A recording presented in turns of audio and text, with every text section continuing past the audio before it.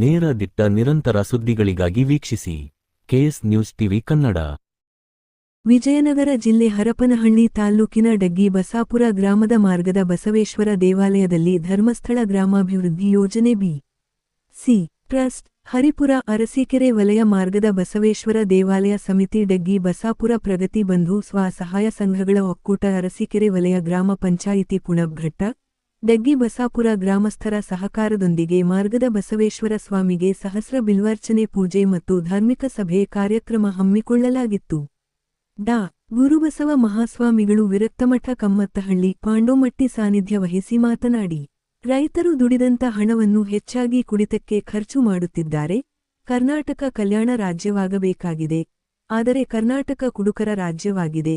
ಕರ್ನಾಟಕದಲ್ಲಿ ಮಹಾನ್ ನಾಯಕರಾದ ಬಸವಣ್ಣ, ಬುದ್ಧ, ಗಾಂಧೀಜಿ, ಅಂಬೇಡ್ಕರ್, ವಾಲ್ಮೀಕಿಯಂತಹ ಮಹಾನುಭಾವರು ಆಳ್ವಿಕೆ ಮಾಡಿದ್ದಾರೆ. ಆಡಳಿತ ಮಾಡುವವರಿಗೆ ಜನರ ಬಗ್ಗೆ ಕಾಳಜಿ ಇರಬೇಕು, ಜನರ ಬಗ್ಗೆ ಚೆಲ್ಲಾಟವಾಡಬಾರದು. ಸರ್ಕಾರಗಳು ರೈತರು ಬೆಳೆದಂತಹ ಬೆಳೆಗಳಿಗೆ ಬೆಂಬಲ ಬೆಲೆ ನೀಡಲಿ. ಪ್ರತಿಯೊಬ್ಬರೂ ದೈವಿ ಗುಣವನ್ನು ಬೆಳೆಸಿಕೊಳ್ಳಬೇಕು. ಆಧ್ಯಾತ್ಮಿಕ ಅಳದಲ್ಲಿ ನಾವೆಲ್ಲರೂ ಕೂಡ ಆಧ್ಯಾತ್ಮಿಕ ಹೊರಗೊಳಿಸಿದಾಗ ಮಾತ್ರ ಲಕ್ಷ್ಯ ಸಾಧ್ಯ.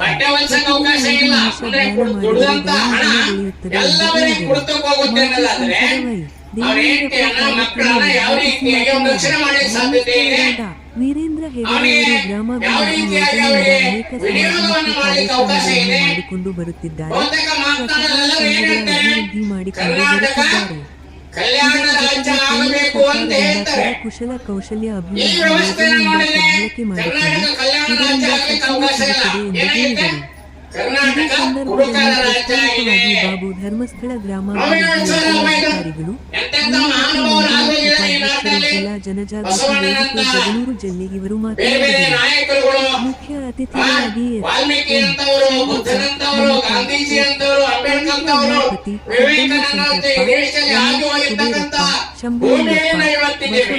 ಮೇಲ್ವಿಚಾರಕರಾದ ಭಜನಾ ಸಂಘದವರು, ಪ್ರತಿನಿಧಿಗಳು, ಬಂಧು ಸ್ವಸಹಾಯ ಮಹೇಶ್ ಅರಸೀಕೆರೆ ಬಟ್ಟೆ ಹೊಲ್ಸಕ್ಕೆ ಅವಕಾಶ ಇಲ್ಲ. ಅಂದ್ರೆ ದುಡಿದಂತ ಹಣ ಎಲ್ಲವರಿಗೆ ಕುಡಿತಕ್ಕೆ ಹೋಗುತ್ತೆ ಅನ್ನೋದಾದ್ರೆ ಅವ್ರ ಹೆಂಡತಿಯನ್ನ ಮಕ್ಕಳನ್ನ ಯಾವ ರೀತಿಯಾಗಿ ಒಂದು ರಕ್ಷಣೆ ಮಾಡಲಿಕ್ಕೆ ಸಾಧ್ಯತೆ ಇದೆ, ಅವನಿಗೆ ಯಾವ ರೀತಿಯಾಗಿ ಅವರಿಗೆ ವಿನಿಯೋಗವನ್ನು ಮಾಡಲಿಕ್ಕೆ ಅವಕಾಶ ಇದೆ. ಬಹುತೇಕ ಮಾತನಾಡೋರೆಲ್ಲರೂ ಏನ್ ಹೇಳ್ತಾರೆ, ಕರ್ನಾಟಕ ಕಲ್ಯಾಣ ರಾಜ್ಯ ಆಗಬೇಕು ಅಂತ ಹೇಳ್ತಾರೆ. ಈ ವ್ಯವಸ್ಥೆನ ನೋಡಿದ್ರೆ ಕರ್ನಾಟಕ ಕಲ್ಯಾಣ ರಾಜ್ಯ ಆಗ್ಲಿಕ್ಕೆ ಅವಕಾಶ ಇಲ್ಲ. ಏನಾಗುತ್ತೆ, ಕರ್ನಾಟಕ ಕುಡುಕರ ರಾಜ್ಯ ಆಗಿದೆ. ನೋವಿನ ಎಂತೆಂತ ಮಹಾನುಭಾವರು ಆಗೋಗಿದ್ದಾರೆ ಈ ನಾಡಿನಲ್ಲಿ. ಬಸವಣ್ಣನಂತ ಬೇರೆ ಬೇರೆ ನಾಯಕರುಗಳು, ವಾಲ್ಮೀಕಿ ಅಂತವರು, ಬುದ್ಧನಂತವರು, ಗಾಂಧೀಜಿ ಅಂತವರು, ಅಂಬೇಡ್ಕರ್ ಅಂತವರು, ವಿವೇಕಾನಂದ ಅಂತ ಈ ದೇಶದಲ್ಲಿ ಆಗಿ ಹೋಗಿರ್ತಕ್ಕಂತ ಭೂಮಿಯಲ್ಲಿ ನಾವು ಇವತ್ತಿದ್ದೇವೆ. ನಾವು ಮಾಡ್ತಾರೆ ಕೆಲಸ ಏನಾದ್ರೆ ಸ್ವಲ್ಪ ಯೋಚನೆ ಮಾಡ್ಬೇಕಲ್ವಾ. ಆಡಳಿತ ಮಾಡ್ತಕ್ಕಂಥವ್ರು ಜನರ ಬಗ್ಗೆ ಕಾಳಜಿ ಇರಬೇಕಾಗಿರ್ತಕ್ಕಂಥವ್ರಿಗೆ ಏನಾಗಿದೆ, ಬರೀ ನಮಗೆ ಬರ ಹಣನೇ ಮುಖ್ಯ ಅಲ್ಲ, ಜನರ ಜೀವನದ ಬದುಕಿನ ವ್ಯವಸ್ಥೆ ಜೊತೆಯಲ್ಲಿ ನಾವೇನ್ ಮಾಡ್ತಾ ಇದೀವಿ, ಆಡಳಿತ ಮಾಡ್ತಕ್ಕಂಥ ಚೆಲ್ಲಾಟ ಆಡ್ತಾ ಇದಾರೆ. ರೈತರ ಬಗ್ಗೆ ಚೆಲ್ಲಾಟ ಆಡ್ತಾ ಇದಾರೆ. ನೋಡಿ, ನಿಮ್ಗೆಲ್ಲ ಈ ಭಾಗದಾಗೆಲ್ಲ ಜಾಸ್ತಿ ಮೆಕ್ಕೆಜೋಳ ಬೆಳೀತಾರೆ. ಮೆಕ್ಕೆಜೋಳ ಒಂದ್ ಎಕರೆ ಮೆಕ್ಕೆಜೋಳ ಬೆಳಿಬೇಕು ಅಂತಂದ್ರೆ ಕನಿಷ್ಠ ಅಂದ್ರೆ ಒಂದು 15,000 ರೂಪಾಯಿ ಅಂತೂ ಖರ್ಚಾಗುತ್ತೆ. ಒಂದ್ ಎಕರೆ 15,000 ರೂಪಾಯಿ ಖರ್ಚಾಗುತ್ತೆ. ಇವ್ರ ಬೆಲೆ ಕೊಡೋದು ಮಾರಾಟಕ್ಕೆ ಎಷ್ಟು, 1,500 ರೂಪಾಯಿ 1,000 ರೂಪಾಯಿ ಆಗುತ್ತೆ. ಬರೋದೆಷ್ಟಾದ್ರೆ